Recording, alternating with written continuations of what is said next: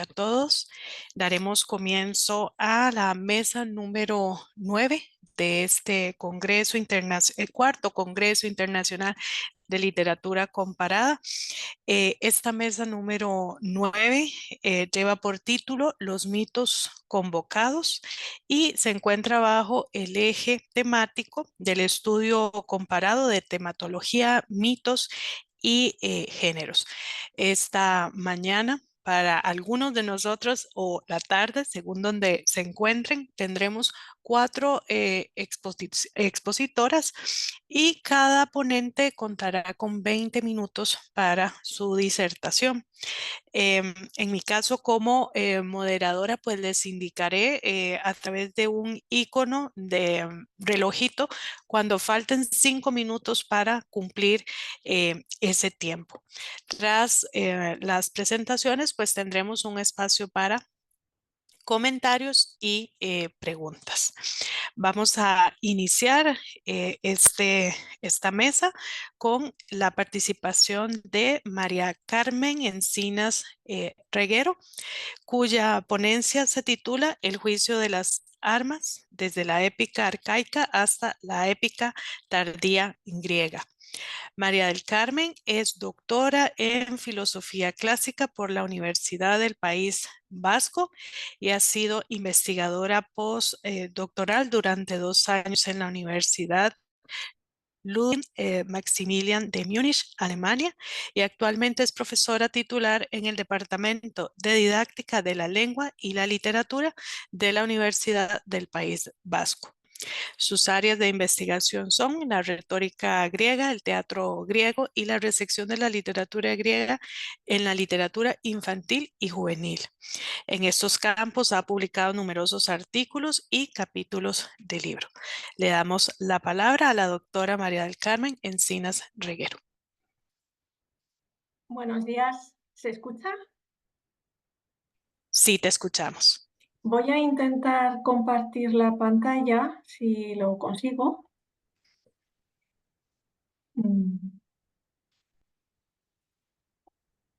¿Aquí se ve? Sí, estamos viendo ahorita el programa del Congreso. No, el juicio. Un momento, por favor. Ujú. Había abierto también el programa, pero lo que yo quiero enseñar es el documento que he preparado. ¿Aquí se ve? No, seguimos viendo el mismo documento. Sí.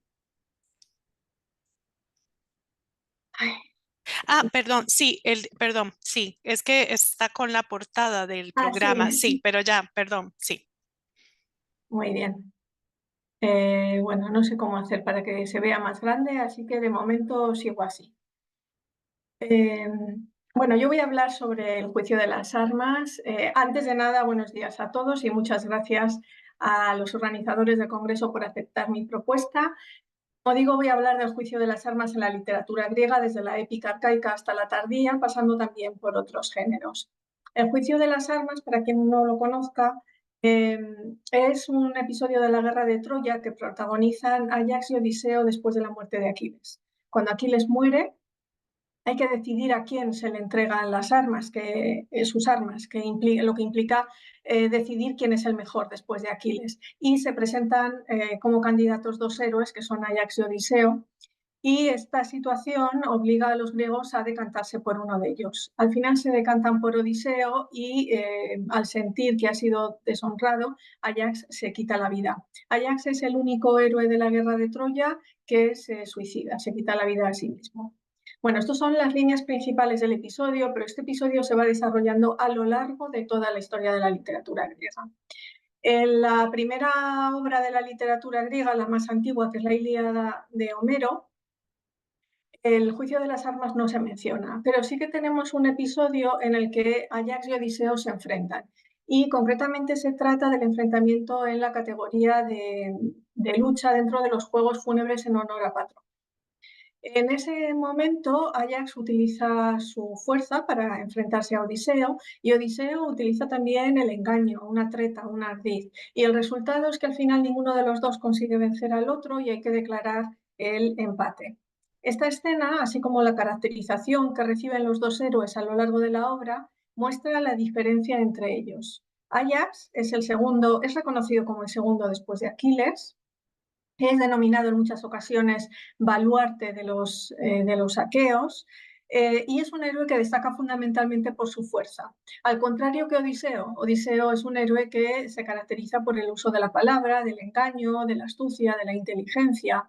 Y así, desde esta obra homérica, desde la Ilíada, Ajax y Odiseo representan dos tipos muy diferentes de héroes. Y sobre todo, la oposición entre ellos representa la oposición entre el músculo y el cerebro, la fuerza y la razón, o también podríamos decir la acción y la palabra.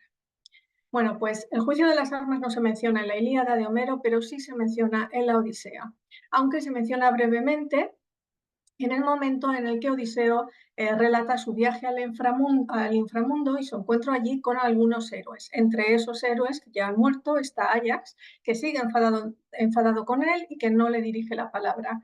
Pero en ese momento Odiseo nos cuenta lo que sucedió en el juicio de las armas. Lo cuenta muy brevemente y simplemente nos dice que ese juicio lo dispuso Tetis, la madre de Aquiles, que la decisión la tomaron Atenea y algunos troyanos.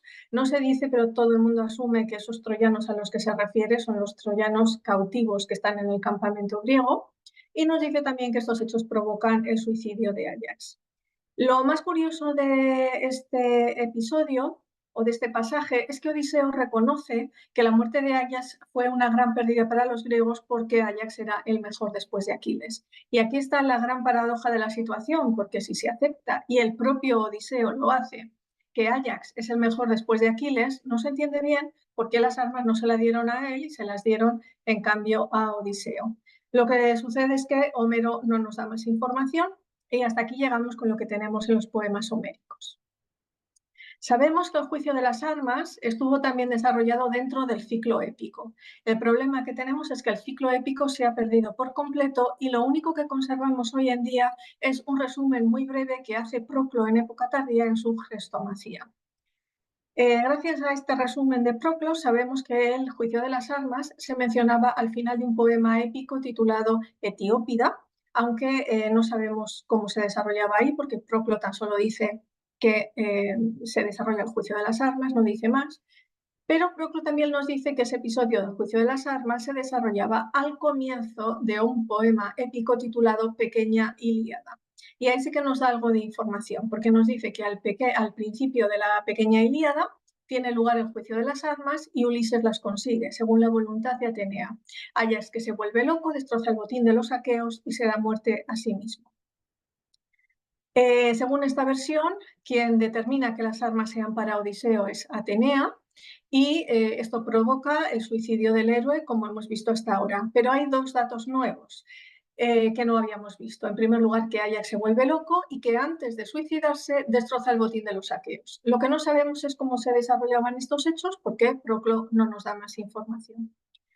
Quienes estudiamos en literatura griega estamos acostumbrados a que se haya perdido buena parte de lo que estamos buscando y tener que llegar a acumular datos de forma indirecta a través de otros medios. Y en este caso tenemos mucha suerte porque se conserva un escolio al verso 1056 de la Comedia Caballeros de Aristófanes. Los escolios son glosas o comentarios que podía escribir alguien en el margen de un manuscrito de una obra. Entonces, en uno de esos márgenes de un manuscrito de esta Comedia de Aristófanes, tenemos una alusión a la pequeña Ilíada que nos da información que no hemos recibido por ninguna otra fuente. En ese verso de Caballeros, en Caballeros 1056, lo que dice el texto es: incluso una mujer podría llevar una carga una vez que un varón se la pusiera encima. Y cuando leyó esto, el escoliasta escribió diciendo que aquí estaba implícita la idea que se desarrollaba en el juicio de las armas al comienzo de la pequeña Ilíada. Y entonces el escoliasta nos cuenta qué es lo que había en ese comienzo de la pequeña Ilíada. Y nos dice lo siguiente: Néstor aconsejó a los griegos que enviaran algunos de ellos al pie de las murallas de los troyanos y prestaran oídos a lo que se decía sobre el valor de los citados héroes. Los enviados oyeron hablar a unas muchachas que discutían entre ellas. Una decía que Ajax era mucho más valiente que Ulises, precisándolo del modo siguiente: Pues Ayax levantó y sacó del combate al héroe Pelida y el divino Ulises no quería. Pero la otra respondió a instancias de Atenea. ¿Cómo proclamaste eso? ¿Cómo dijiste una mentira sin decoro?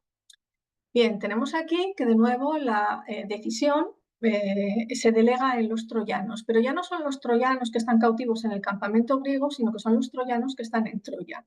Y para conocer la opinión de los troyanos, lo que hacen los griegos es enviar a alguien que vaya junto a las murallas de Troya y que preste atención a qué se dice en la ciudad sobre ellos. No obstante, aunque la decisión se delega en los troyanos, al final quien decide es Atenea. Nos lo dice aquí abajo cuando dice que la muchacha que habla en segundo lugar argumenta a instancias de Atenea, es decir, es Atenea la que le da el argumento con el que al final se impone y se decanta la situación a favor de Odiseo. Así que en último término, quien decide es Atenea. Las que hablan son dos muchachas troyanas, y el argumento que utilizan para decidir entre los dos héroes es la función que cumplieron cuando Aquiles muere. La cuestión es que cuando Aquiles muere, evidentemente los troyanos quieren hacerse con su cadáver y sus armas porque es un trofeo. Entonces los griegos tienen que defenderlo y se entabla una lucha encarnizada entre unos y otros en torno al cadáver de Aquiles. Los griegos tienen que cumplir con dos funciones. Por un lado, tienen que luchar contra los troyanos para mantenerlos alejados y por otro lado, tienen que cargar con el cuerpo de Aquiles y sacarlo del campo de batalla. Bueno, pues lo que nos dicen estas muchachas, la primera de ellas nos dice que a ella se merece las armas porque él es el que cumplió la función de sacar el cuerpo de Aquiles del campo de batalla. Mientras que la otra, recordemos lo que decía el verso, decía, incluso una mujer podría llevar una carga una vez que un varón se la pusiera encima.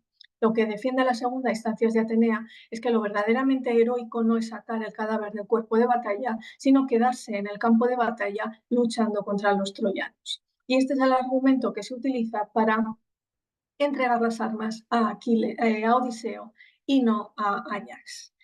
En cualquier caso, a partir de los pocos testimonios que tenemos de la épica arcaica, vemos que la decisión no la tomaban los griegos, sino que la tomaban los troyanos junto con Atenea, que la justificación estaba relacionada con la función que Ajax y Odiseo habían tenido en torno al cuerpo de Aquiles, y aunque en el ciclo épico no tenemos información suficiente para saber cómo se enjuiciaba el resultado de este episodio, la Odisea, como he dicho, nos permite ver que de algún modo había un cuestionamiento de ese resultado. Pero como digo, en la épica no podemos llegar más lejos, en la época arcaica. No obstante, este episodio pasa a la época clásica y pasa a otros géneros, sobre todo teatro y lírica. Y ahí ese cuestionamiento que hemos empezado a intuir en la Odisea va ganando peso y se va desarrollando. Sabemos que en época clásica Esquilo escribió una trilogía sobre el juicio de las armas. Creemos que los que decidían seguían siendo cautivos troyanos y al final Ayax se suicidaba. No tenemos más información porque lo único que se conserva de esta trilogía son los títulos de las obras y algún verso suelto. En cualquier caso, insuficiente para saber cómo se desarrollaba en detalle aquí el episodio.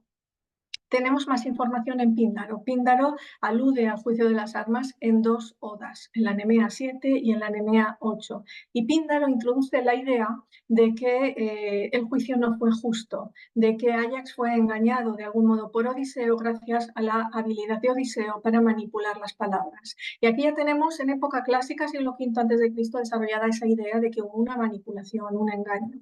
Y esa idea que se da en Píndaro la encontramos también en la tragedia de Sófocles titulada Ajax, que es una tragedia que sí se conserva.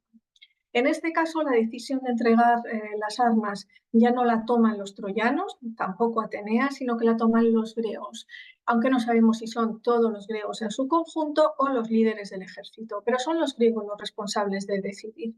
Y esto justifica la reacción de Ajax, porque Ajax, al ver que sus compañeros de armas le entregan las armas de Aquiles a Odiseo, siente que sus compañeros de armas lo han traicionado y saca la espada contra ellos. En ese momento Atenea lo enloquece y Ajax acaba matando a los rebaños de animales creyendo que está matando a los griegos. Y aquí tenemos la locura y el ataque a los rebaños que mencionaba Proclo en la pequeña Ilíada. Lo que no sabemos es si en la pequeña Ilíada se desarrollaba igual que en Sófocles, pero bueno, tenemos estos dos elementos. Otra cuestión importante en Ajax de Sófocles es que el juicio de las armas no aparece como tal. Sófocles sitúa la tragedia o la desarrolla una vez que el juicio de las armas ha terminado. Él se centra en las consecuencias, no en el juicio en sí. Por lo tanto, no podemos saber si en el juicio hubo engaño o no, pero Sófocles en esta tragedia lo insinúa. Ajax, el protagonista, cuestiona la decisión tomada en el juicio y cree que los líderes del ejército, los atridas, es decir, Agamenón y Menelao, se aliaron con Odiseo para negarle las armas a él y entregárselas a Odiseo, aunque el que más se las merecía era él mismo.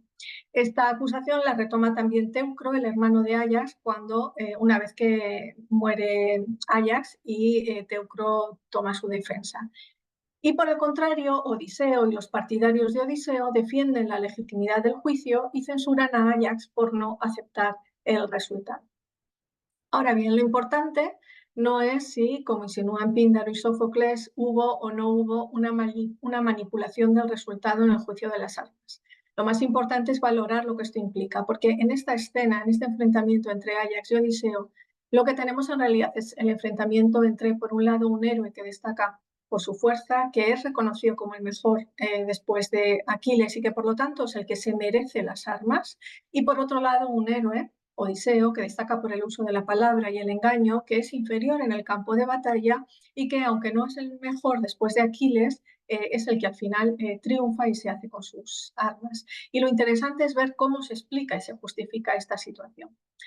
Bien, el problema es que seguimos sin tener testimonios que desarrollen el juicio de las armas de forma concreta. Y curiosamente, el episodio que tenemos donde se desarrolla este juicio de las armas es muy tardío, lo encontramos en las posoméricas, que es un poema épico escrito por Quinto de Esmirna en el siglo III después de Cristo. Es un poema épico homerizante, es decir, donde se imita el estilo de Homero, aunque han pasado muchos siglos desde Homero, y está compuesto por 14 libros. En el libro quinto, concretamente, es donde se desarrolla con detalle el juicio de las armas. Bueno, pues en esta versión, Quinto de Esmirna nos dice que Tetis, la madre de Aquiles, es la que convoca la competición y sobre todo, muy importante, Quinto de Esmirna en su versión subraya la importancia de Ajax como el mejor después de Aquiles. En la versión de Quinto de Esmirna no hay duda. Ajax es el mejor después de Aquiles. Lo reconocen todos los griegos, lo reconoce el propio Aquiles antes de morir, lo reconocen los dioses y hasta lo reconoce la propia Tetis, que en un momento dado se queda mirando a Ajax y dice que le parece estar viendo a su hijo. De hecho, en esta obra, Ajax y Aquiles son primos, primos carnales. No lo eran en la época arcaica, pero en época tardía se cambia la genealogía y se hace de Ajax y Aquiles primos. Por lo tanto, Ajax es el digno heredero de Aquiles. ¿Qué es lo que sucede? Cuando Quinto de Esmirna cuenta que los hechos después de la muerte de Aquiles, narra esa lucha encarnizada entre griegos y troyanos, los troyanos queriendo quedarse con el cadáver de Aquiles y los griegos defendiendo a Aquiles. El héroe que destaca luchando contra los troyanos y defendiendo el cadáver de Aquiles es sin duda Ajax. De hecho, Ajax lucha contra los troyanos, en un momento dado les provoca miedo, los troyanos se retiran un poco momentáneamente por ese miedo y esto es lo que permite crear la ocasión para que se saque el cuerpo de Aquiles del campo de batalla y se pueda llevar al campamento griego.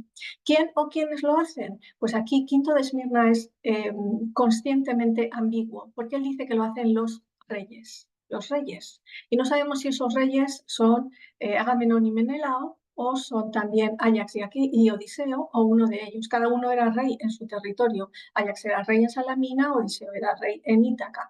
Luego, no sabemos si los dos o uno de ellos estuvo implicado en esa tarea de sacar el cadáver de Aquiles del campo de batalla. Quinto de Esmirna no lo dice y lo hace voluntariamente para dejar la duda al respecto. La cuestión es que una vez que se convoca el concurso por las armas de Aquiles, esto se desarrolla a modo de un juicio. Primero habla Ajax, que interviene con un largo discurso, después pronuncia un largo discurso Odiseo y luego se produce la réplica más breve de cada uno de ellos, como si fuese un juicio en un tribunal, exactamente igual. No voy a hablar de los detalles de este juicio porque no tengo tiempo, pero es un juicio donde la retórica está muy presente y desde mi punto de vista la retórica esgrimida por Odiseo es muy superior a la que esgrime Ajax. Bien, la cuestión es que después de este juicio los troyanos dan la victoria a Odiseo por unanimidad, pese a que todos asumen que Ajax es mejor. Y esta es la situación paradójica. Ajax insiste en su argumentación en que se trata de un duelo de fuerza, es decir, que están debatiendo sobre una cuestión bélica. Pero lo cierto es que no están en el campo de batalla, están en una asamblea y están utilizando como instrumentos las palabras, no las armas. Y ahí, al utilizar las palabras, el que destaca es Odiseo, que es el que manipula bien el discurso. Bien, Quinto de Esmirna muestra en esta escena que el discurso, en la medida en que es responsable del relato, determina la realidad, incluso en contra de los hechos. Incluso, aunque la realidad es que Ajax es mejor que Aquiles, perdón, es el segundo después de Aquiles. La victoria de Odiseo enfatiza la superioridad de la palabra y de la elocuencia. De hecho, veíamos en la pequeña Ilíada cómo la victoria de Odiseo se argumentaba diciendo que era él el que se había quedado luchando en el campo de batalla.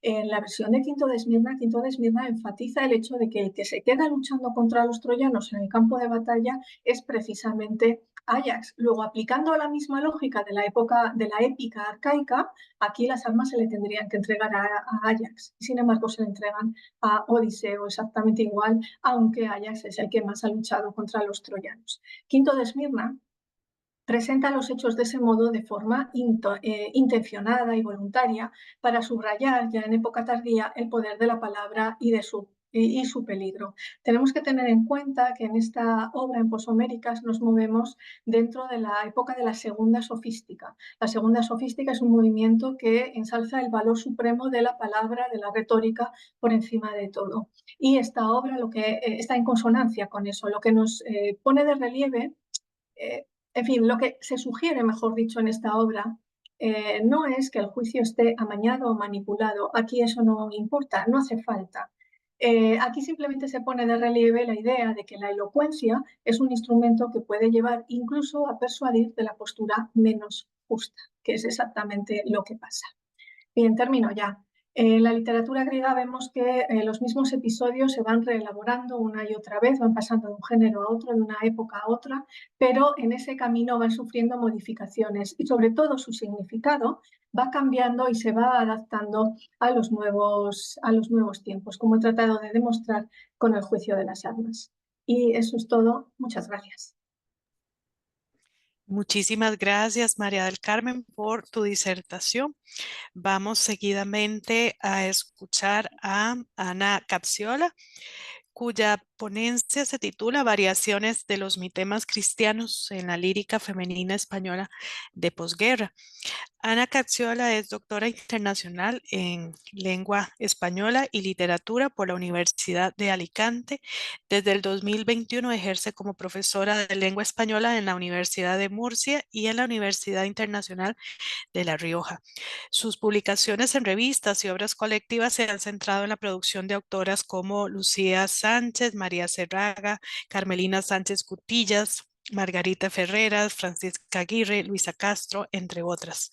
Actualmente es investigadora del proyecto ministerial Género, Cuerpo e Identidad en las poetas españolas de primera mitad del siglo XX y pertenece al grupo de investigación Escritoras y Escrituras de la Universidad de Sevilla.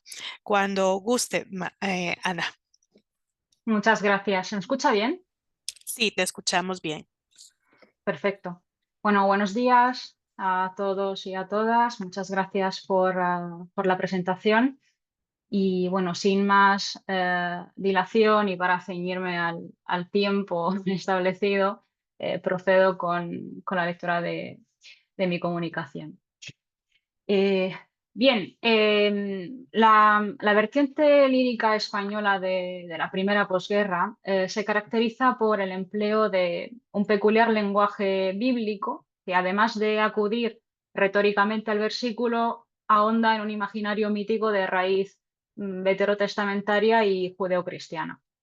Esa corriente poética, que fue inaugurada por Hijos de la Ira de Dámaso Alonso, se vincula temáticamente con el existencialismo y discursivamente con el agonismo noventeochista de raíz, digamos, unamoniana. Ofreciendo unas cuantas reelaboraciones del mito del Edén perdido que suele relacionarse con la desazón de vivir en un contexto de opresión como lo fue España durante la dictadura franquista. En la producción poética femenina coeva, en cambio, los intentos revisionistas llevados a cabo aunan lo exílico y lo genésico con la temática femenina, narrando el mito desde la cosmovisión de la mujer. En efecto, el símbolo al que acuden las poetas sigue siendo el de la expulsión del Edén, pero si sus colegas varones efectúan una reelaboración desde la perspectiva social, denunciando la pérdida de la patria a raíz del exilio interior o exterior, las mujeres las realizan desde la perspectiva femenina, interpretando la figura de Eva, personaje en el que recae la culpa de la condenación eterna, y la de María, modelo de mujer sumisa, ensalzada por el nacionalcatolicismo, perdón, como epítome de la maternidad. La pérdida del paraíso, no solo entendido como locus, sino como estadio primigenio de plenitud, el anatema y el consiguiente destierro por voluntad divina permiten a las autoras expresar la represión que padecieron con la instauración del franquismo, pero también abordar la antigua dicotomía Eva-María para alejarse de los convencionalismos figurativos asociados a esos personajes y modificar la representación del colectivo femenino. En el presente estudio facilitaremos un escueto análisis de las reelaboraciones míticas realizadas por las poetas para demostrar que el desmantelamiento del edificio mítico se convierte en un método a través del cual criticar la estructura androcéntrica de la sociedad patriarcal y subvertir la marginación y la inferioridad a las que las leyendas tradicionales han confinado a las mujeres. Las estrategias desmitificadoras de las poetas ahondan, como hemos dicho, tanto en el Antiguo Testamento a rescatar a la denostada mujer genésica como en el Nuevo, al acudir a la pasividad maternal del personaje de la Virgen. Sin embargo, la intertextualidad bíblica de la que rebosan los poemarios de las autoras de la primera posguerra se ve profundamente contaminada por la tradición teológica cristiana, que ha polarizado alrededor de esas dos figuras dos conceptos de maternidad y feminidad totalmente opuestos. El ensalzamiento de Eva y la humanización de María, llevados a cabo por esas autoras, como procuraremos evidenciar, obedecen a un proceso revisionista que tiene una doble función. Por un lado, la creación de un nuevo estereotipo de mujer, único y universal, y por otro, la reconstrucción de una genealogía, podemos definirla femenina, actualizada, en la que las mujeres contemporáneas puedan verse reflejadas y puedan ver reflejadas sus historias. Bueno, la obra donde ese proceso alcanza su clímax es, sin lugar a duda, Mujer sin Edén de Carmen Conde, obra que puede considerarse casi fundacional en ese restablecimiento de un mapa genealógico femenino que pretende analizar el origen y el desarrollo de la estirpe de la mujer.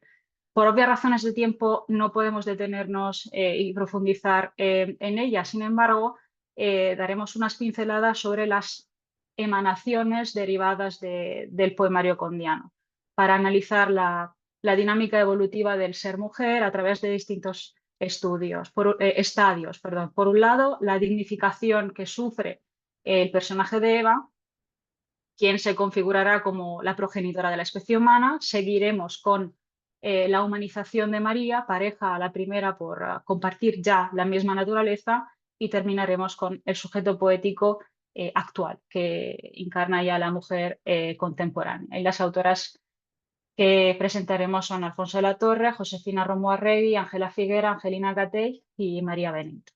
Bien, en lo que se refiere a la humanización de la figura de la Virgen, acudiremos a la poesía de Alfonso de la Torre para un poco esclarecer ese concepto. El poema que presentamos es Il pianto de la Madonna, extraído de Oratorio de San Bernardino, una obra de 1950, en el cual la Madre de Dios llora un llanto sin fin, acrecentado por una cadena de imágenes apocalípticas que hemos elidido en la cita, y se muda en Nevada. Pero ese lloro no es motivado por ninguna pérdida, por ninguna defunción, ni siquiera la del hijo.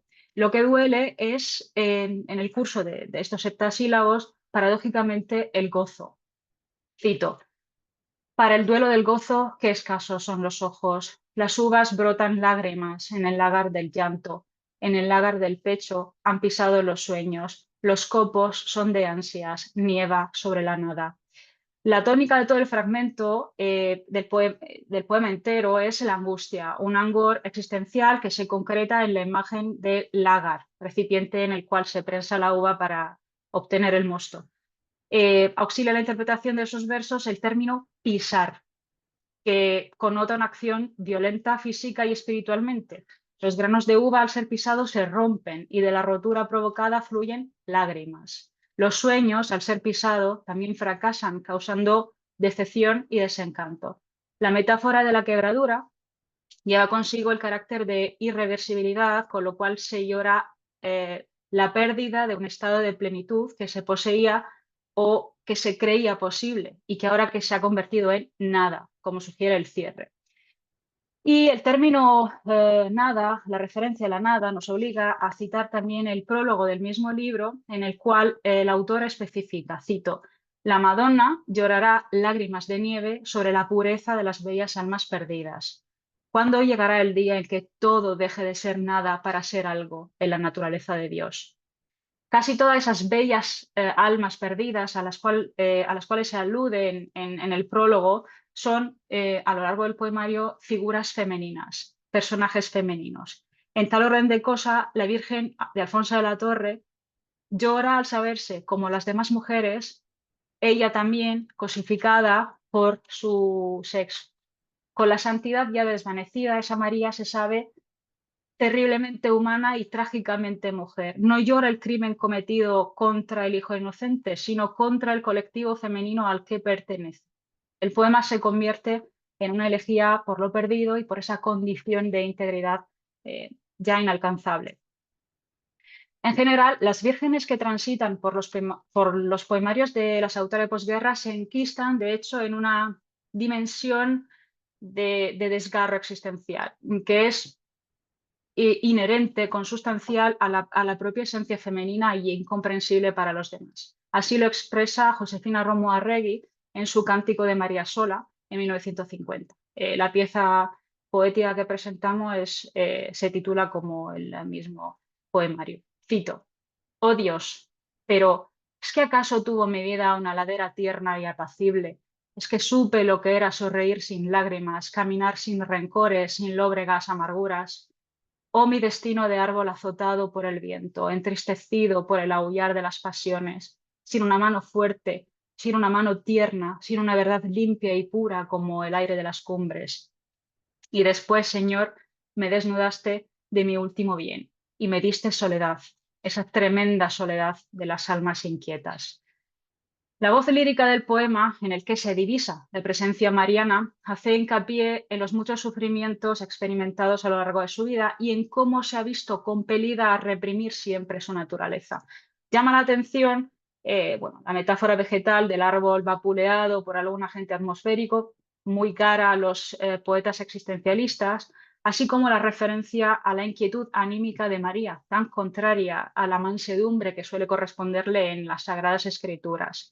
Debe asimismo incidirse en otro aspecto singular, el hecho de que la divinidad se hace artífice de un hurto, despojando al sujeto poético de su último bien, o sea, el hijo, y dejando al yo lírico en un estado de abandono. En Destino, de Ángela Figuera, extraído de Los días duros, la autora pone en boca de la voz lírica las palabras que fueron de la Virgen durante la Anunciación, aunque no exentas de reproche. Cito: hágase en mí, repuse, y te bendije con labios obedientes al destino. ¿Por qué después me robas y defraudas? ¿Por qué, Señor, me lo arrebatas luego? ¿Por qué me crece ajeno, desprendido como amputado miembro, como rama desconectada del nutricio tronco? En vano mi ternura lo persigue, queriéndolo ablandar, disminuyéndolo. Alto se hiergue, duro se condensa. Su frente sobrepasa mi estatura y ese pulito azul de sus pupilas que en un rincón de mí, bajo su brillo, me mira desde lejos, olvidando. Una vez más, la divinidad parece mancharse del mismo pecado, sustraerle la cría a la madre, que queda así olvidada y sola. El vano intento de detener el proceso evolutivo del hijo y el crecimiento del mismo que se realiza a costa de su progenitora es un tema muy frecuente en la lírica contemporánea. Pero, digamos, una faceta de la composición que aún no se ha glosado de manera suficiente, que consideramos imprescindible para su comprensión, es la elección del título destino. El aciago destino reservado a la mujer es el de perpetuar la estirpe humana, pero a diferencia del hombre, quien disfruta del acto sexual sin sufrir la pesadez de la gestación y del parto, ella, la mujer, se ve condenada a un yugo infinito y amargo. Así lo dice Ángela Fiquera, cito: libre el varón camina por los días, sus recias piernas nunca soportaron esa tremenda gravidez del fruto. Liso y escueto entre ágiles caderas, su vientre no conoce pesadumbre. Solo un instante, furia y goce, olvida por mí su altiva soledad de macho. Libérase a sí mismo y me encadena al áspero servicio de la especie. En voz de la mujer a Dios, de Angelina Gatey, el lío lírico vuelve a connotarse con los atributos de la mujer genésica, pero la poeta no pone el acento en los reiterados aprietos del embarazo, sino en el acto procreativo en sí, que viene descrito casi como un acoso, casi como una violación. El yo lírico se postula como un mero objeto sexual o animal de reproducción. Cito: y fui cumpliendo el signo de tu mano, que para mí fue azote, golpe oscuro que me siguió sin tregua, que proclamó mi duelo y me hizo festín, solaz del hombre, saciadora de instintos desbordados, brasa para los labios impacientes que enloquecidos foscos me buscaban. La mujer se ve doblemente víctima. En primer lugar, por el anatema divino, que la obligó a parir con dolor. En segundo lugar, por la apetencia carnal del hombre, que la cosifica y la relega a una posición periférica del espacio y de la historia, con la aquiescencia de Dios. Cito un verso que no he incluido en el PowerPoint. Y así llegué, Señor, hasta la esquina que me fue adjudicada a tu mandato. En Madres, de Ángela Figuera, el destino de paridoras y la condición de la maternidad aunan las figuras de Eva y María, evocadas en los versos a través de determinadas referencias bíblicas. Vamos a leerlo. Madres del hombre, dulces, descuidadas del ojo circular de la serpiente, qué irónico se abrió sobre la curva suave, rosada de Eva sin vestido, con el sapiente fruto entre las manos. Solo un escorzo de alas arcangélicas pone blanco y azul en vuestros ojos el resplandor de las anunciaciones. Si bien las madres citadas por el sujeto poético no son más que madres ordinarias, madres normales y corrientes, el yo lírico entreteje lazos de parentesco entre esas mujeres comunes y sus antecesoras. La primera progenitora que se cita, cuyo nombre digamos que se cita de manera explícita y se hace una mención a la serpiente que ya, digamos, no está interesada en esas madres normales. Y en la segunda parte del poema se hace mención a la Anunciación y a la sala del Arcángel Gabriel. Bien, para hacer un poco el punto de la cuestión, hasta aquí ya vamos hacia la parte final de la comunicación. Hemos podido evidenciar tres distintas tendencias en las poetas españolas de posguerra. Por un lado, la connotación del yo lírico mediante determinadas referencias literarias con atributos propios de la Virgen, que, decaída ya de su altura y humanizada, denuncia su estado de soledad, la pérdida del hijo y el triste destino que le ha sido encomendado. Por otro, la identificación del sujeto poético con el personaje de Eva, quien, en un arrebato de ira, culpabiliza a Dios por haberla maldecido, relegándola a una dimensión accesoria y periférica de la historia de la humanidad, condenándola a satisfacer el encargo de perpetuar la especie. Por último, la convivencia convergente de Eva y de María en la esencia de la mujer común, quien hereda de la primera madre la reiteración de la tarea procreativa y de la Virgen el dolor por la pérdida del hijo. Eva y María, como señala Palleras Grau, aparentemente antitéticas, se revelan como eslabones de una misma cadena, identificada como síntesis de la estirpe femenina. Se cumple así el rechazo del modelo dualista que durante siglos de exégesis bíblicas había fijado la conceptualización de la mujer en esos dos polos, casi irreconciliables. Ello viene subrayado por otra autora que es María Benedito, en Eva en el tiempo. En ese poemario, la autora hace, digamos que destina la figura de Eva a una errancia infinita a lo largo de la historia. Y a lo largo de esa errancia, Eva adopta una multiplicidad de identidades que dan cuenta de la naturaleza poliédrica del ser humano femenino, para luego asimilarlas todas en un único arquetipo de mujer establecido a través del autodescubrimiento consciente de la mujer. En La última mujer, Benedito condensa perfectamente ese proceso identitario. En primer lugar, el título nos sugiere, nos da una pista, nos sugiere que esa última mujer es la que queda después de los siglos, la mujer actual, la que es suma de todas las mujeres que fueron. La autora desgrana casi un rosario de retratos de esas distintas facetas de una misma personalidad.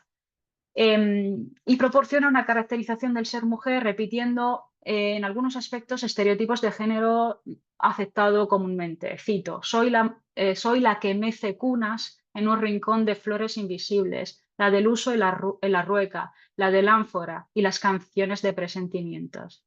Pero al mismo tiempo la universaliza al convertirla en un sujeto ácrono, la de siempre, y dotarla de poderes sobrenaturales. La mujer se identifica con la tierra, cito, la tierra y yo somos mujeres hondas y bravas paridoras, somos fuertes. Y también describe a una mujer capaz de dominar fuerzas irracionales. Cito, yo soy tremenda y negra, no se atreve conmigo el elemento confuso que te agita y te amenaza. Y si bien hay referencias a la maternidad dolorosa, yo también he gritado desgarrada cuando los hijos se rompían lejos, tanto como he gritado al darle vidas, la tarea de parir y criar no se perciben como una condena, sino como una elección esperanzadora. Y hasta la relación con el hombre pierde los tintes foscos y violentos con los que se solía representar. El lírico femenino propone acendrar el recuerdo nefasto del génesis, del destierro, de la errancia por el mundo y auspiciar, reescribir la historia conjuntamente con el hombre, en solidaridad, como un deber compartido y consciente, como en un nuevo génesis. Cito. Volveremos humildes al principio, comenzaremos del sembrado al árbol y hasta la catedral y el rascacielos, desde el suelo desnudo y desolado. Aprenderemos bien hojas y plumas antes de decir árbol, nombrar ave, hasta saber todas las cosas vivas por tacto nuestro y no oscuro recuerdo. Bien, y ya concluyo. En definitiva, la poesía femenina de la primera posguerra española emerge como un vehículo de profunda revisión y subversión del imaginario bíblico convencional, centrado especialmente en las figuras de Eva y María. Las poetas de este periodo se apropian del mito del Edén y de los arquetipos femeninos del Antiguo y del Nuevo Testamento para articular la opresión y marginalización sufrida bajo el régimen franquista, además de emplear esos símbolos para desafiar y deconstruir los rígidos modelos de feminidad impuestos por el nacionalcatolicismo. Bueno, muchas gracias por su atención. Muchísimas gracias, Ana Cacciola, por esta comunicación. Vamos a escuchar seguidamente a Mónica Dabrowska, quien nos va a presentar reelaboración del mito de Cuatlilo en Mujer Habitada de Yoconda Belli y en el libro de Eva de Carmen Boulo Llosa. Mónica es doctora en literatura hispánica por la Universidad de Varsovia, docente en la Facultad de Educación de la Universidad Internacional de La Rioja y ha realizado estancia de investigación en la Universidad Veracruzana, Universidad de Salamanca y recientemente en la Universidad de Houston. Forma parte del grupo de investigación Humanidades Digitales Aplicadas y en el presente investiga sobre el teatro español de Siglo de Oro y Edad de la Plata. Escucharemos entonces a Mónica.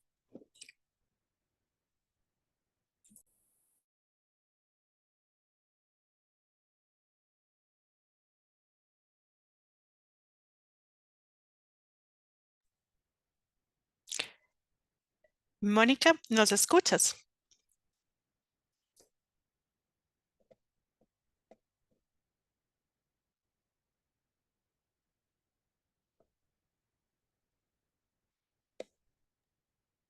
Perdón, ahora sí, ahora se oye, pero un segundito, voy a poner otra vez la presentación.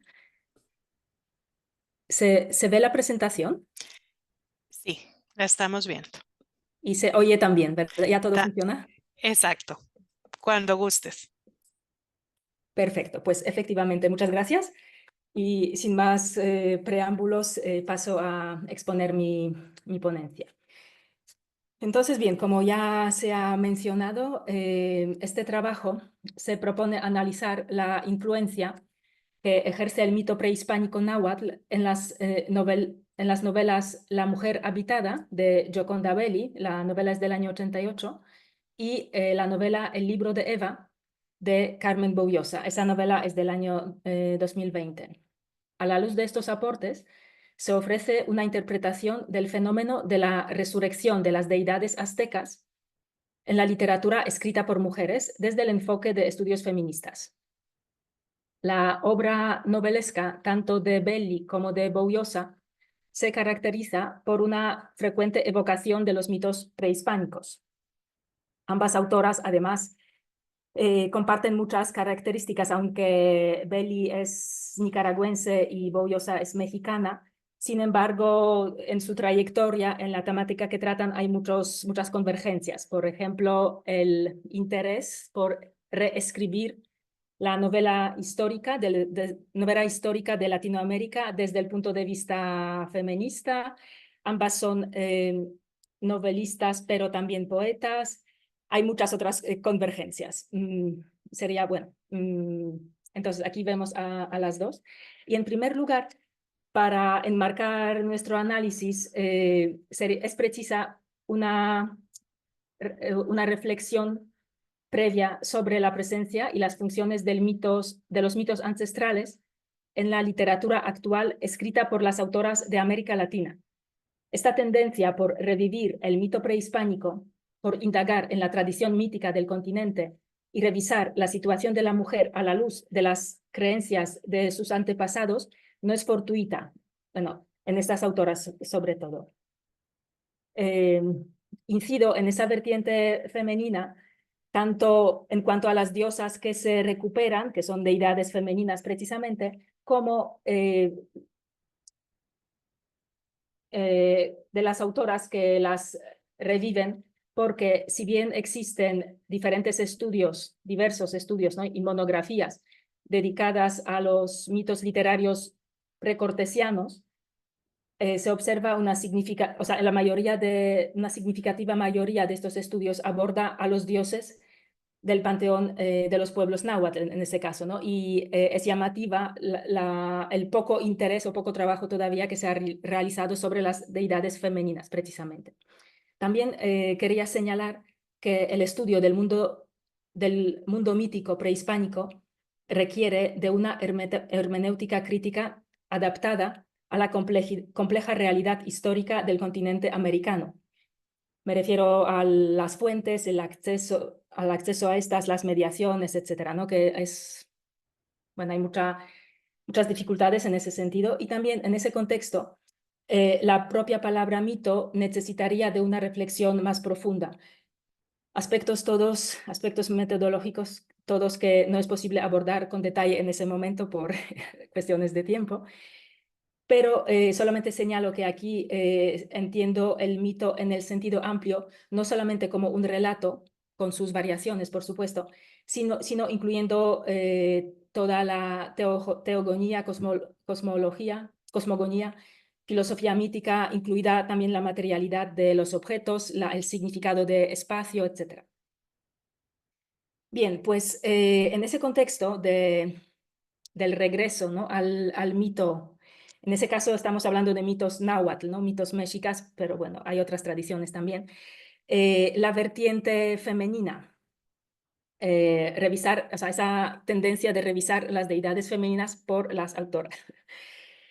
Entonces, en el caso de que nos ocupa, o los dos casos, mejor dicho, que nos ocupan, el retorno se dirige a las, bueno, antes, aquí en esta diapositiva vemos, bueno, quería poner esta breve cita, es de un poema de Gioconda Belli, no es de la novela La mujer habitada, que es su primera novela, sino este poema es bastante posterior, pero solamente me parecía que reflejaba muy bien la continuidad de ciertos motivos, tanto en la novela como en la poesía, y aquí se ve ese interés, ¿no? por la mujer, el regreso a las fuentes, ¿no? a los orígenes y también la naturaleza, ¿no? que van a acompañar, esa autora va a tener esos motivos muy presentes a lo largo de su trayectoria, no solamente en esa novela que comento aquí. Bien, entonces, en ambos casos se trata, o sea, ambas autoras se dirigen a las deidades femeninas y esto se lleva a cabo por dos autoras conocidas por su profundo espíritu feminista, aspecto que proporciona claves nuevas de la lectura de sus textos. Es precisamente el ejercicio de revisar la situación de la mujer a la luz de los arquetipos de tradición prehispánica lo que ocupará nuestra atención en el presente estudio. Y en el caso de Gioconda Belli, el interés de la escritora por lo prehispánico se manifiesta desde los textos tempranos, ¿no? Y un ejemplo es La mujer habitada.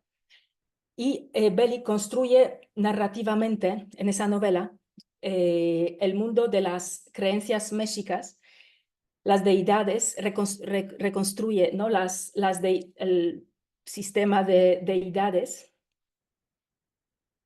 de los ritos sagrados, rituales, costumbres de las mujeres indígenas, las creencias, aludiendo al imaginario náhuatl. Y en ese sentido, la novela evoca constantemente las imágenes, por ejemplo, de Tlalocan, que es el paraíso, la imagen del paraíso habitado y regido, ¿no? por el dios Tlaloc, que es el dios de la lluvia y de las aguas, y señor de las aguas, y por su esposa, la diosa Chalchicuitle, la madre y hermana de los dioses, es deidad del agua, del amor, de la belleza, de los ríos, mares, lagos, etc. Y ese lugar, ese paraíso, bueno, no es casual la imagen del paraíso en esa novela, por las implicaciones políticas que tiene, pero ese lugar es, por supuesto, un lugar lleno de felicidad, en donde había toda clase de árboles frutales, maíz, frijol, chía y, por supuesto, aguas, ¿no? torrentes de agua.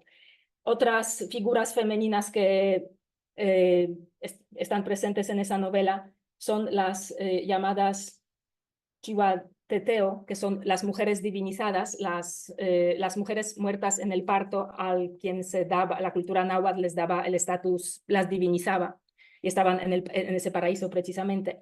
Y también aparece Tamonchan, que es el jardín de las diosas terrestres, ¿no? O sea, este tipo de imaginario es el que evoca la protagonista, una de las protagonistas. Y la novela tiene una estructura dual y está construida y narrada desde dos puntos de vista.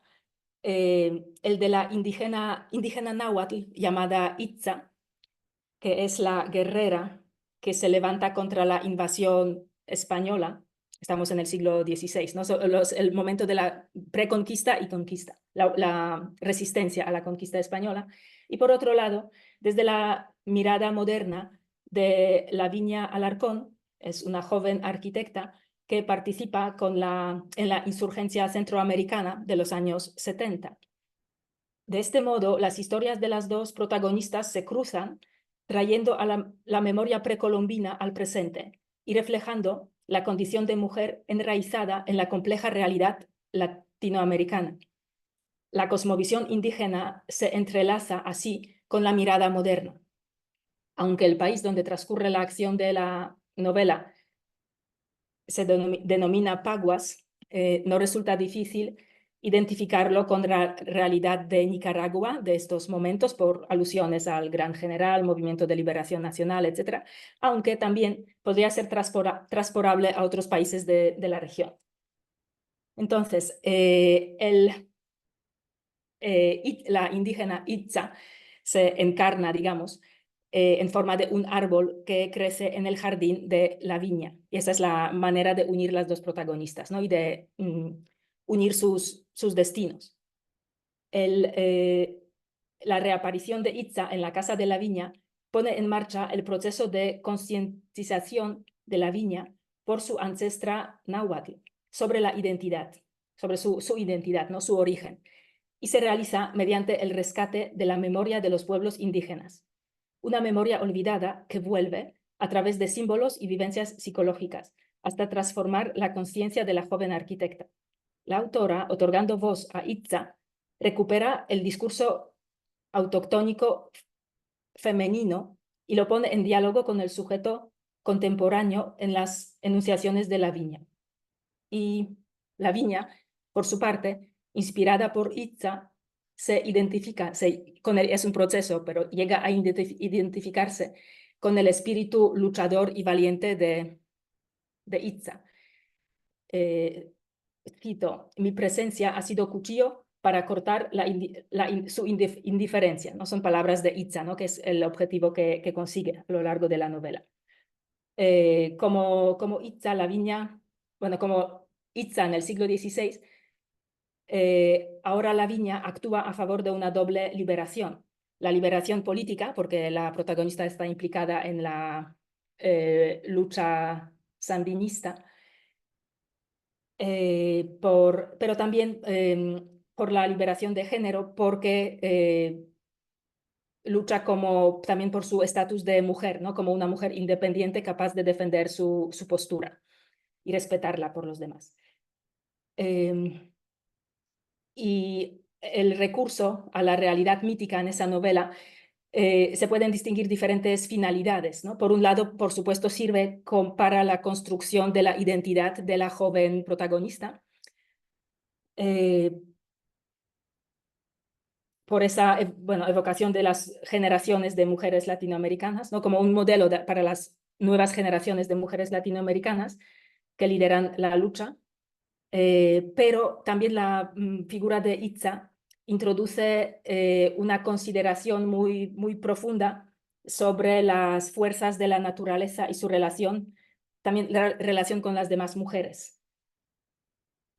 Aquí, bueno, se me olvidó pasar las diapositivas. Aquí, bueno, quería evocar esta cita porque son palabras de Itza, pero es la imagen de mujer árbol muy frecuente, no solamente, muy importante también, no solamente en esta novela, sino para la escritura de Belli en general.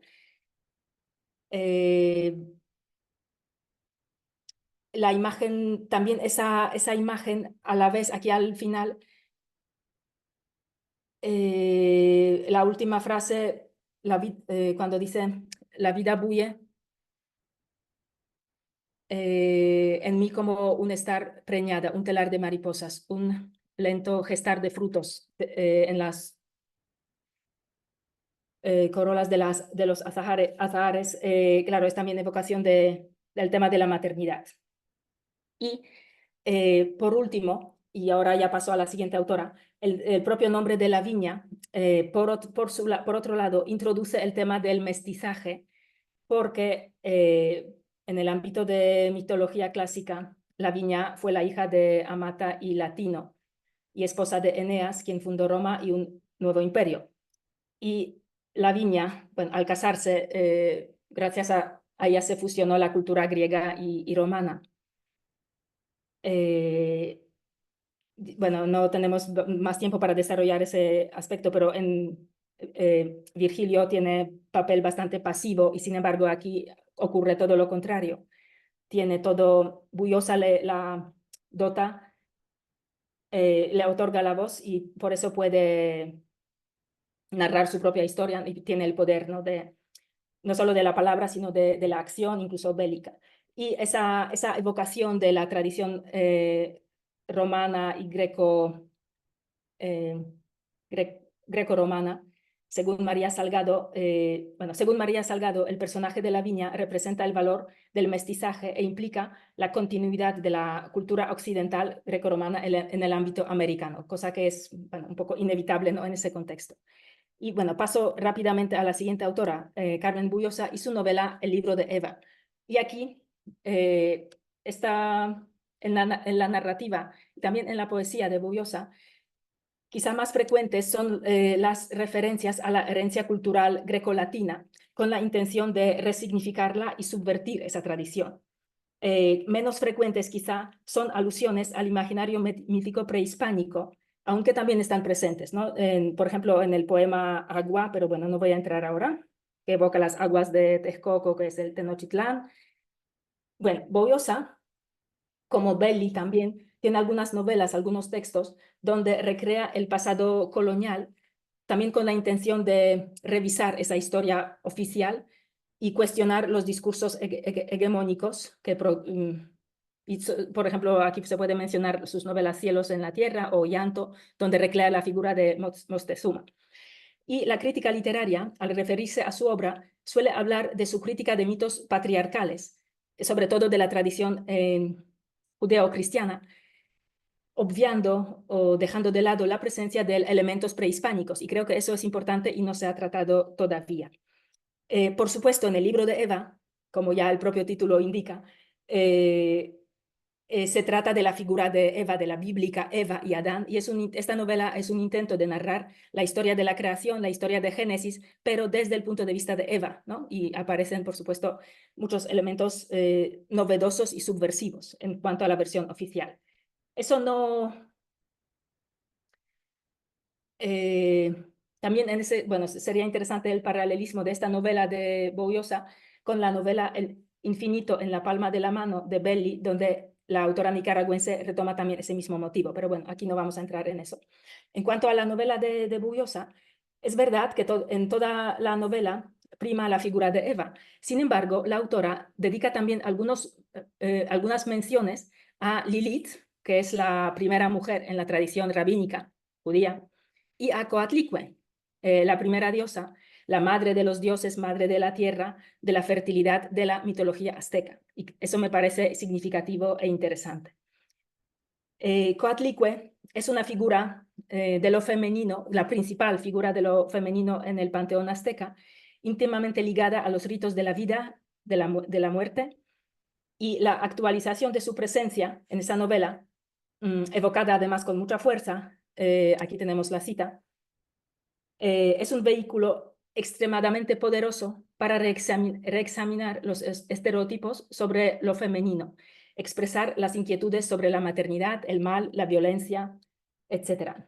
Buyosa consigue con ello proyectar un nuevo modelo de Eva, pero en el panorama de otras tradiciones mitológicas también, como es la judía o la prehispánica. Y recurre por eso a otros arquetipos, ¿no? De mujeres originarias y normativas, por lo tanto, no es casualidad que sea Eva, que sea Lilith, que sea Coatlicue, porque son las primeras. También con eso, Coatlicue en sí es una figura también muy llena de contrariedades, por eso muy difícil de tiene mucho potencial, ¿no? Porque es dadora pero destructora de vida, etcétera, etcétera. Entonces, con toda esa riqueza y con toda esa complejidad, Boyosa consigue complejizar, ¿no? la figura femenina y sus... bueno, y con eso voy acabando porque veo que el tiempo corre. Y bueno, ya paso a las conclusiones, ¿no? Entonces, después de las dos autoras releen los mitos fundacionales protagonizadas por las diosas desde la situación actual de la mujer, y ambas novelas suscitan una reflexión acerca de la situación de mujeres desde el pasado, es decir, desde los orígenes hasta el presente. No les interesa tanto la fidelidad o bien el diálogo o cuestionamiento de las fuentes, sino más bien la fuerza de la proyección literaria de esos orígenes revisados en clave femenina. Y las conclusiones, bueno, tengo aquí esas 4 ideas, ¿no? ¿Cuál es esa articulación del mito? Tiene estas finalidades, ¿no? Podríamos decir. En primer lugar, sirven, como ya he mencionado antes, para construir un discurso identitario de la mujer, pero desde el pasado prehispánico, cosa que es muy importante porque eso significa no occidental, diferente de lo occidental, y eso significa descolonizar, o sea, una mirada descolonizada, o sea, descolonizar la propia historia, por lo tanto, la memoria, la identidad, ¿no? de una mujer latinoamericana. Por eso esa insistencia. También la figura de la mujer en los procesos históricos, ¿no? Darle voz y revisar su papel. En tercer lugar, muy importante la presencia, la viveza, ¿no? El vínculo con la naturaleza hasta los elementos ecofeministas, en ambas autoras también muy claras. Dentro de esa figura femenina, por supuesto, el tema de la maternidad sale a la luz en ambos casos, con mucha fuerza. Y por último, la cuestión de mestizaje, ¿no? De influencias de inevitablemente influencias de otras culturas, otras mitologías occidentales en ese caso, y la necesidad de repensar, ¿no? Ese mestizaje también acudiendo a esos textos originarios. Y creo que todo ello muestra la vitalidad y las posibilidades del mito indígena para construir un vigoroso relato feminista desde la literatura latinoamericana contemporánea. Con eso acabo. Muchas gracias por su atención. Muchísimas gracias, Mónica, por esta presentación. Y seguidamente escucharemos a Roxana Beatriz Martínez Nieto con su ponencia Recepción moderna y versiones del mito antiguo de Medea, una aproximación desde la mitocrítica cultural. Roxana es doctora en Filología Clásica por la Universidad Complutense de Madrid.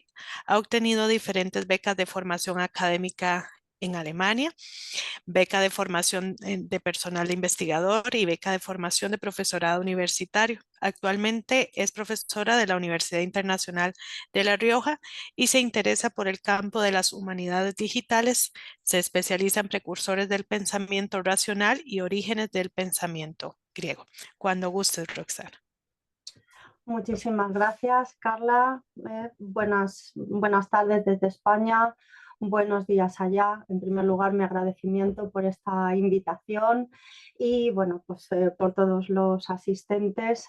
Procuraré atenerme al tiempo y bueno, pues estoy encantada de estar aquí en este 4º Congreso Internacional de Literatura Comparada, Carla. Bien, mi ponencia versa sobre la recepción moderna y versiones del mito antiguo de Medea desde la mitocrítica cultural. Este estudio parte de la integración en una serie de trabajos en un proyecto de mitocrítica que está llevando a cabo actualmente el doctor José Manuel Losada en la Universidad Complutense de Madrid y que tiene a su cargo 82 investigadores de distintas universidades. Es un gran proyecto. Él mismo ha publicado en 2022 este libro, Mitocrítica, una definición del mito.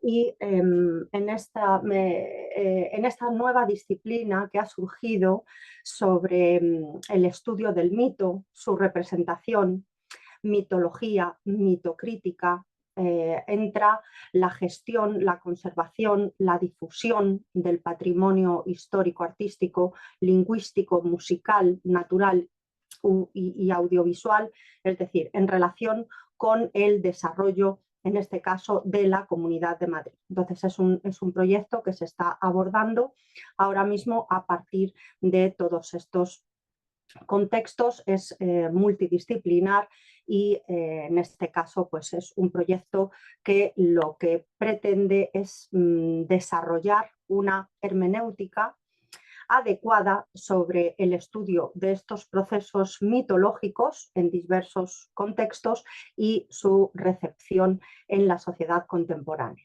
De modo que nuestra propuesta de investigación al caso parte de unas premisas de actuación sobre el mito de Medea, un análisis crítico, una discusión crítica y unas conclusiones que abordaremos y esperamos que sean clarificadoras.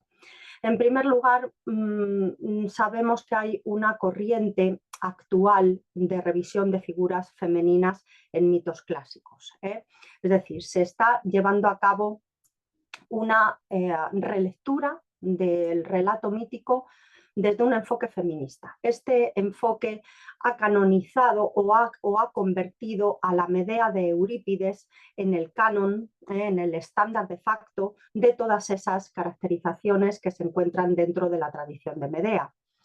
El redescubrimiento del mito a través de sus fuentes ha pasado por casi 2 milenios de reinterpretaciones, es decir, Medea es infinita. Entonces, en esta corriente de revisión de figuras femeninas ha entrado perfectamente a colación la vuelta a esos orígenes, la vuelta al mito clásico, a las fuentes pertinentes y a esa hermenéutica desde la mitocrítica cultural que pretende dar voz no solamente a la figura femenina, sino a todos los mitemas y a todas las interpretaciones, versiones dentro de la tradición de Medea. Para comprender, en primer lugar, este proceso mitológico, tenemos en cuenta la exploración de las fuentes clásicas. Eurípides, Píndaro, Apolonio de Rodas, Ovidio, Séneca y Valerio Flaco serán las principales fuentes clásicas, genuinas, que darán lugar a los diferentes contextos en los que exploraremos la figura de Medea. La Medea de Eurípides, como he avanzado anteriormente, es la que ha sido considerada el canon de facto de todas las caracterizaciones dentro de la tradición de Medea. Es esa imagen de Medea de asesina, infanticida, la que ha persistido casi durante 2000 años debido a las interpretaciones que han fomentado ese rasgo de madre asesina como rasgo más destacado. Sin embargo, por ejemplo, Píndaro o incluso Apolonio y el propio Eurípides no consideraron o no hicieron del infanticidio la preocupación central de sus textos. Eurípides bien pudo haber creado el giro infanticida empleando las muertes de los niños para acusar el desprecio, para provocar el desprecio deliberado de Jasón y Creonte, de la maldición de sangre hereditaria sobre la casa de Olo a la que ambos estaban conectados. Píndaro, por su parte, privilegia o prima la divinidad y las habilidades de Medea como profetisa, como maga, su relación con cantos, conjuros mágicos, su conocimiento de hierbas y venenos, que aparecen siempre en estas versiones del mito. Apolonio, a su vez, podríamos decir que se centra en las formas en las que los dioses y los mortales manipularon a Medea. Apolonio de Rodas describe de un modo muy plástico el proceso de enamoramiento de Medea, es decir, cuando Cupido escoge para ella un resonante dardo no usado, mientras la flecha prendía en el interior de la doncella en su corazón, semejante a una llama.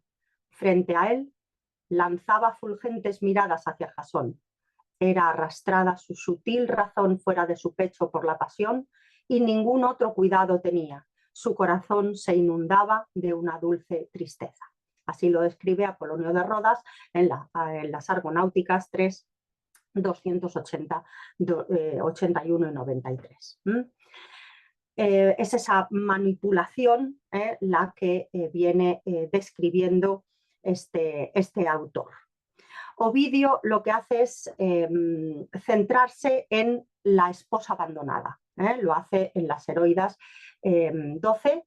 Es una esposa que haría cualquier cosa por su amado esposo. En su faceta de enamorada, Medea ayuda a un héroe extranjero a llevar a cabo sus planes, en detrimento de los intereses de su propia familia. Y el atributo de esposa abandonada se añade al mitema, estableciendo una conexión con Ariadna, su prima. Hay un momento irónico en el relato de Ovidio, y es el momento en el que Jasón se quiere comparar con Teseo ante Medea, contándole su historia de amor, pero omitiendo el detalle del abandono de la joven en Naxos. Medea rápidamente lo comprende, destruye esa comparación y dice: ni yo me equiparo con Ariadna, dejando constancia de que conoce el final de esa historia, y del mismo modo Circe también se hace sabedora o conocedora de esta crítica. Medea, por amor a su esposo, es capaz incluso de transformarse en un ser sobrenatural, amoral, y así aparece en las Metamorfosis de Ovidio en 12. El parentesco de Medea con el Sol y con Circe. Medea es nieta del Sol, es hija de Etes, que es el mortal, pero es nieta del Sol y sobrina de Circe. También lo que da cuenta de su origen sobrenatural. En el mito griego, Medea se presenta racionalizada al convertirse en ser humano, a pesar de sus marcadas características que la alejan de ser humana. Es decir, el hecho de ser una hechicera y ser una mujer extranjera en el mundo griego la deshumanizaba en cierto modo. La Medea de Séneca revela una gran complejidad de la tradición de Medea recibida en textos romanos al acusar explícita e implícitamente la brutalidad y la arrogancia de la autoridad patriarcal. Es decir, muestra los atributos de los gobernantes imperiales, lo que sugiere que Séneca estaba reelaborando una crítica velada de la depravación y la corrupción encontradas en el primer siglo después de Cristo en Roma. La fuente según Caronia, 2008. Valerio Flaco, a su vez, en su Argonáutica, elige subvertir el propósito de Medea en la búsqueda del vellocino de oro, al retratar a los argonautas como una banda de piratas empeñados en la destrucción.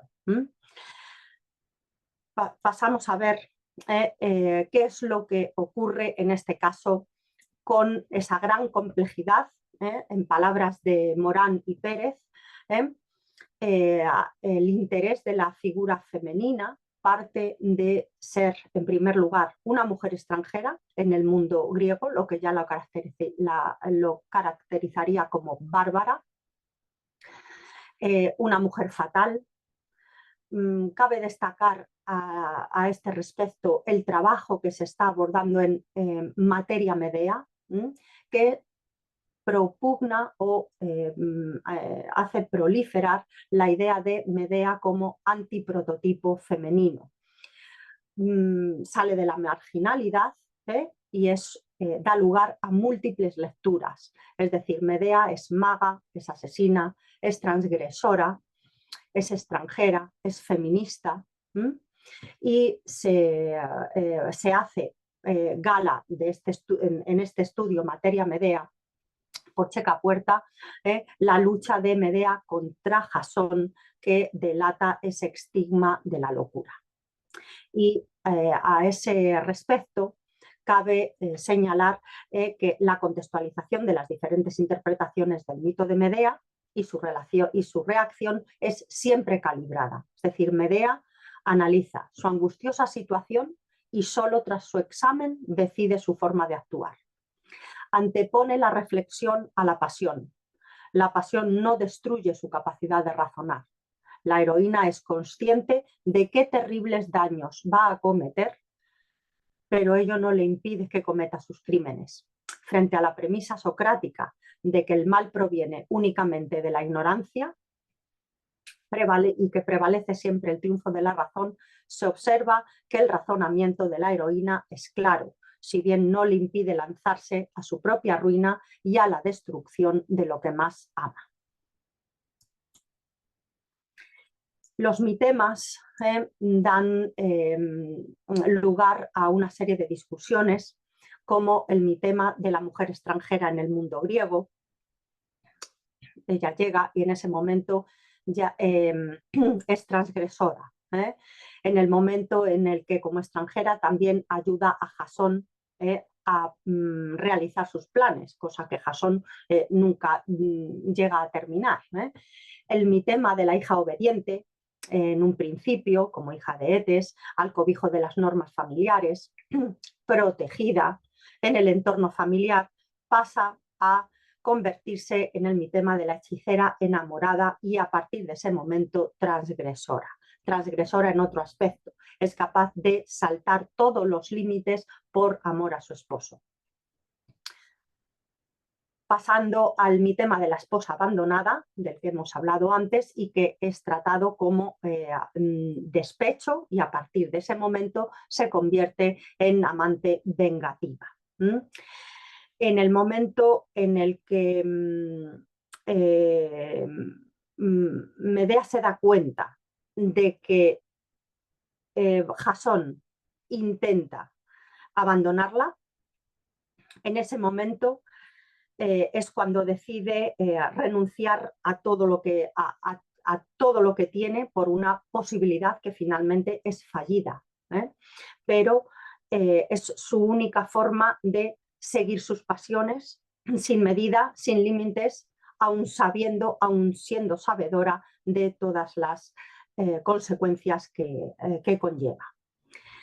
La madre asesina, que en palabras de García Gual ya se ha convertido es estruendosa, es decir, es una cruenta Ménade en ese momento. Y por último podríamos tratar el mitema del embaucador farsante, el propio Jasón, que nunca llega a realizar ese embaucador, embelesador, farsante y nunca cumple o nunca llega a alcanzar sus objetivos. Ya termino. La construcción del mito en estos determinados horizontes culturales es lo que va a dar sentido a la mitocrítica cultural. Hay una ligazón íntima entre forma y significado que la crítica debe explicar y en este caso tanto la forma como el significado se alimentan y se retroalimentan hasta fusionarse de una manera indisoluble en el mito. Los tropos, los valores heurísticos de la forma y también denominados dominante formal por Losada, en su obra Mitocrítica Cultural de 2022, aparecen unidos siempre a los contenidos, los valores heurísticos del imaginario, también denominados dominante semántica de nuestra imaginación mítica, y se acuerdan en cada caso con los valores que tratamos de obtener. Por último, para terminar, podemos decir que esa corriente actual de revisión de figuras femeninas en mitos clásicos ha redundado en relecturas, en nuevas reinterpretaciones, en esa nueva tradición y recepción del mito griego de Medea. La exploración de las fuentes clásicas y el análisis de los diferentes mitemas desde la mitocrítica cultural han convertido a Medea en un antiprototipo de mujer extranjera y, como decíamos, para estudiar todos sus mitemas: transgresora, feminista, hechicera, amante, esposa, madre y asesina. La exégesis del contenido mítico pues, dependerá en gran medida de cada horizonte cultural. Agradezco muchísimo la atención a mi ponencia y con esto he terminado. Gracias, Carla. Muchísimas gracias, Roxana, por la presentación. Y bueno, quiero felicitar, agradecer a las 4 ponentes. Creo que hemos tenido una mesa de lujo, unas presentaciones, creo yo, exquisitas, y creo que el movimiento también en el chat con las preguntas, pues da cuenta también de ese interés que nos mueve a todas y a todos. Antes de ceder la palabra también a las personas que nos han acompañado hoy con sus preguntas, sí quiero pues enfatizar que las ponencias que escuchamos pues subrayan, ¿verdad? La necesidad de releer para reescribir y resignificar, y también algo que tal vez no se dijo, pero que queda pues muy evidenciado al poner también en diálogo estas 4 disertaciones, es el tono político que adquiere pues ese volver, ese retorno, como lo señalaron algunas de ustedes en sus intervenciones, la necesidad de volver a los orígenes, el releer cómo han sido escritas, pues ya sean las mujeres, escritas las culturas también para resignificar. Entonces quería sí subrayar esto, y también la vinculación pues ineludible que tienen todas las exposiciones con las teorías de género, el diálogo con el feminismo y estudios postcoloniales, e igualmente ecofeminismo. Entonces, bueno, también otra conexión que encontramos entre estos estudios actuales. Voy a darle la palabra a ustedes. Hay preguntas, comentarios. Sé que ya ha habido movimiento en el chat, pero no sé si hay alguna otra consulta o comentario que quisieran pues realizar en este momento.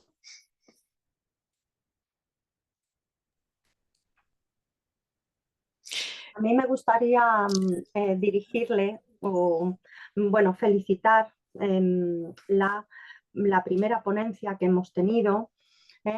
Y mi pregunta, más que nada es un aporte sobre la pequeña Ilíada a la que hace referencia en este caso la compañera, a ver, que tengo aquí, sí, María del Carmen Encinas. Entonces, me ha parecido muy interesante en tanto en cuanto, bueno, creo que es el trabajo que está haciendo es muy bonito, y me ha parecido que podría aportarle algo quizá cuando ella habla de la pequeña Ilíada. Recordemos que Lesques, el autor de la pequeña Ilíada, a pesar de los poquísimos fragmentos, que ella lo sabrá, bien sabrá, los escasísimos fragmentos que tenemos y que no nos permite reconstrucciones, sí es cierto que en la pequeña Ilíada, Lesques parece dar un giro a toda la tradición de la Ilíada, si tenemos en cuenta que los Pisistrátidas desempeñaron un papel decisivo en la historia antigua de la recepción del texto homérico. ¿Qué quiero decir con esto? Es decir, los Pisistrátidas trabajaron para que la Ilíada apareciese depurada de cualquier referencia o de cualquier alusión que pudiera exaltar la figura o la descendencia del partido rival. Y en este caso, pues sí creo que le podría aportar tener en cuenta la tradición lesbia, por ejemplo, en los himnos homéricos, uno de ellos, el himno homérico Afrodita, que ha sido siempre denominado como el homericótatos, ¿no? El más homérico de los himnos. Y creo que en ese himno puede ella quizá indagar sobre el por qué realmente no se lleva a Ajax todo el mérito. ¿Por qué no se lo lleva? Hay una velada, hay un giro velado, en mi opinión, sobre la tradición que los Pisístratas empañaron para que la Ilíada tuviese digamos, esa pátina que permitiera que fuese la descendencia de esta casa en detrimento de la competencia que serían los Eneidas en este caso. Pero creo que es una vía de trabajo muy ruda, muy ruda. Entonces simplemente es una sugerencia para la compañera y espero que le pueda servir. Sí, muchas gracias. No he ido más allá, Roxana, también por el tiempo. Es cierto, y no solo eso. Yo he hablado de cómo ya en la pequeña Ilíada se da una versión que es la del Escolio, pero es que también hay algún papiro que se ha encontrado recientemente mal conservado, donde apareció Odiseo proponiendo ser el que se lleve el cadáver de Ajax. Es decir, tenemos más versiones, el problema es que están mal conservadas, son muy breves, con lo cual no sabemos que tengamos un papiro que dice eso, no quiere decir que eso realmente fuese así, porque no sabemos a qué parte del poema correspondía, en fin, hay muchas incógnitas. Entonces, la verdad es que he pasado por alto determinadas dificultades porque si me metía en ello ya no podía seguir adelante. Pero sí, la verdad es que el tema es mucho más complejo de lo que parece y agradezco mucho la sugerencia que tendré en cuenta porque realmente creo que efectivamente hay muchos factores que influyen en esos hechos. De hecho, la visión de Ajax en Ilíada se ha llamado la atención sobre ello más de una vez. Es sorprendentemente poco positiva y es algo a tener en cuenta. Te felicito, Carmen. Muy buen trabajo. Gracias, igualmente. Muchas gracias. Bueno, tanto Ronald como Ilse plantearon preguntas en el chat. No sé si quisieran pues referirse a alguna de ellas. Bien, Hola, por mi parte. gracias.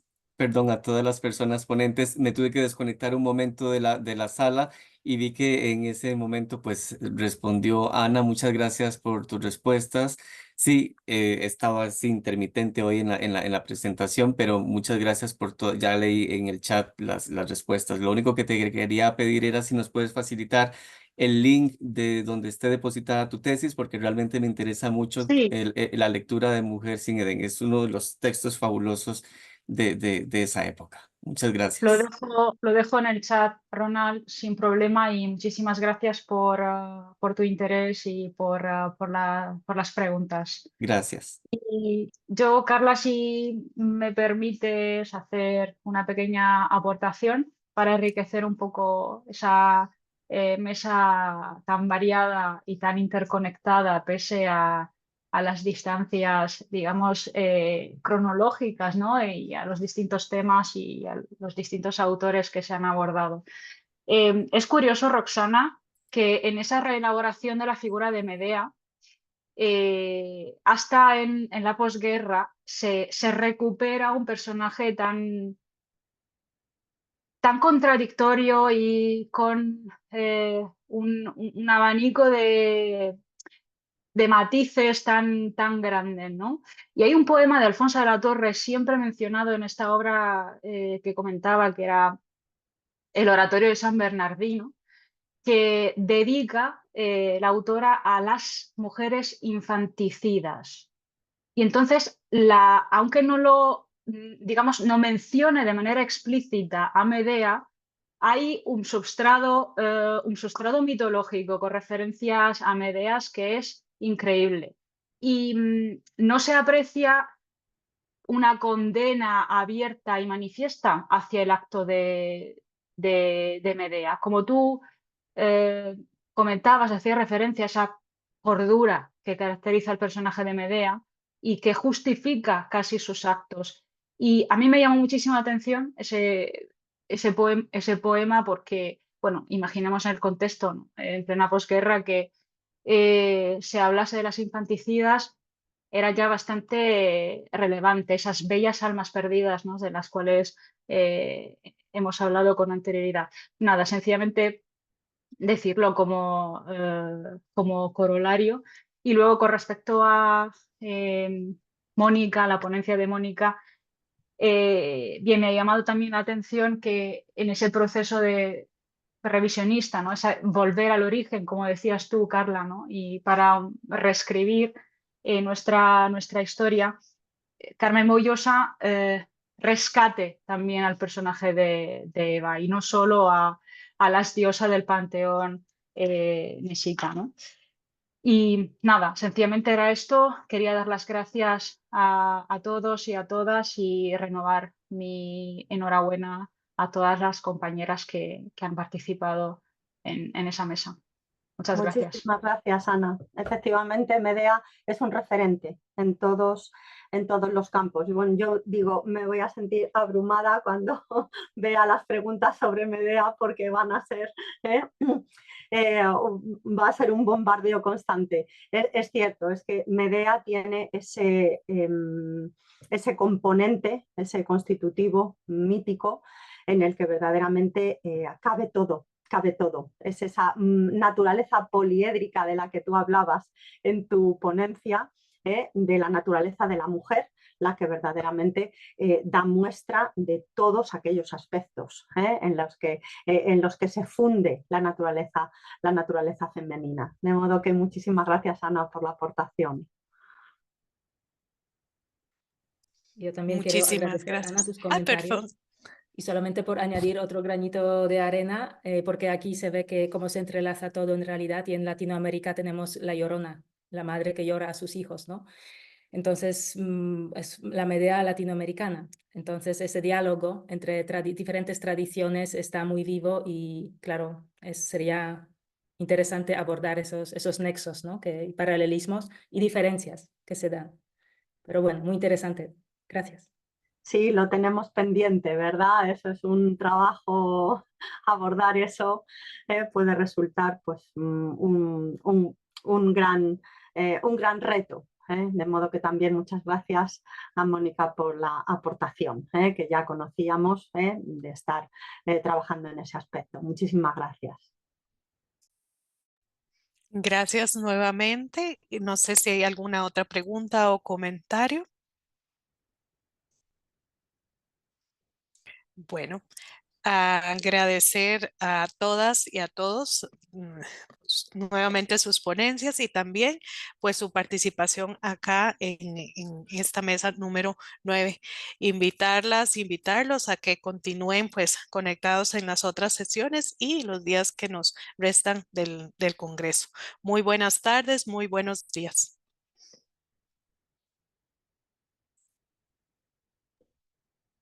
Hasta luego. Adiós.